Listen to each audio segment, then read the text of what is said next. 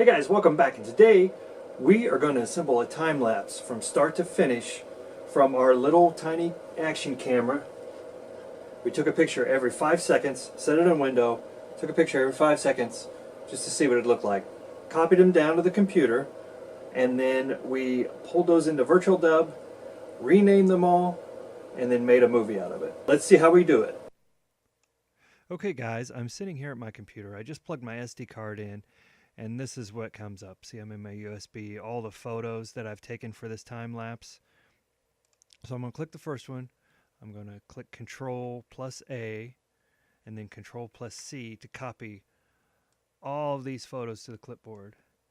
Now I've created this folder on my desktop that I'm going to use to put all my time lapses in. I'm going to do Control V now to paste all those photos into this folder, and let's give that a second to finish.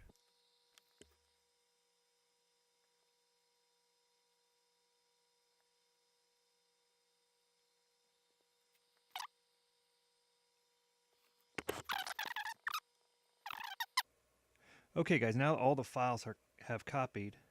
I'm going to Control A again to select them all, just like that. And what this is a tip that if you're going to use Virtualdub, a lot of times it's going to give you trouble because it's not going to like the way your files are named. This one, this camera I have, it's a little action cam. It makes these long file names of the date, which is never right on this thing.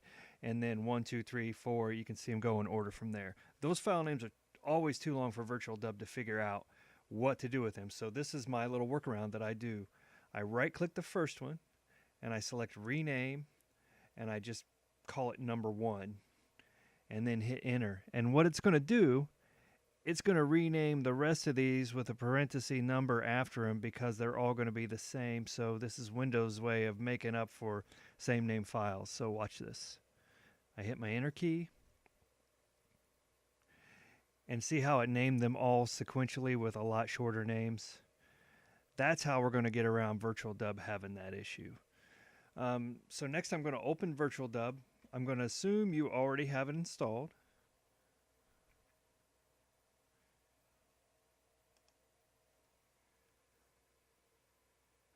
What you do is you just want to click this, and when I mean installed, just copy to your hard drive, right? So I have mine copied under my documents folder. And what you want to do to start Virtualdub is click this VDub64.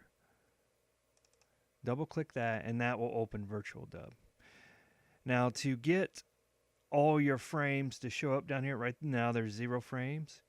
All you have to do is go and open the first file. So let's go open. That was on my desktop, and I named that TL3D. So I'm going to choose this first photo, and then I'm going to say open. Look at that. I've got 631 frames. Awesome. So it found all those in order that we just did. We just renamed. Now this was just a time lapse taken in front of my house, or actually out a window of my house, just as an example. So first thing we need to do is get this resized. We go to frame rate. We need to set that up too. We're going to change our frame rate to 24 frames per second. You can set it to 30, you can set it to 25, set it to whatever you want. But for this smooth image look, I'm going to go for a 24 frames per second. This one I need to switch to 24.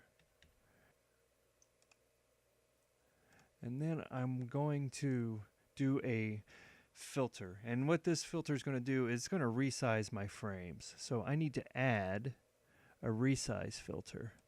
And I'm just going to click in here, type RE to get down to resize, and select OK. I have it already set up. You want your screen to look like this, basically, to get this into an HD format. I have this set up by default. So what you're going to do is you want your absolute pixels. Actually, to make this easier, go down here and set these to 16 by 9. Cropped to aspect ratio 16 by 9. Compute height from ratio 16 by 9. And then go up here and set this to 1920 by 1080 in the absolute pixels. Then when you're done, if you want to do this over and over, save it as default. That's what I did. so it would open this every time. So this is going to be my resize filter to get it to where we want to add those pictures in. Okay, so one other thing you're going to want to do is go to your pane layout, and you're going to want to do auto size panes. That way you can get these views into the correct format. So now we can see our whole frame. And now what we're going to want to do, after we have all those settings set, we had our filter set, which does our resizing, and we have our frame rate set, and now all we need to do is save this as an AVI, and we're going to actually give it a name here. We're going to call this TL video test, and then we click save, and this is going to process this test, and we'll see it motion through as it does it. And this is going to take a little while here, so let's just let this run, and then we'll see what the time lapse looks like.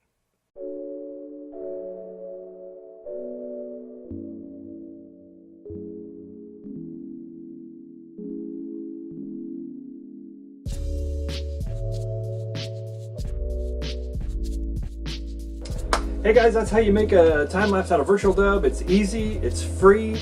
I suggest you go download it, link in the description. Leave a comment, leave a like, consider subscribing. That would really help us grow. I think that's all we have for today. Thanks for watching, and we'll see you next time.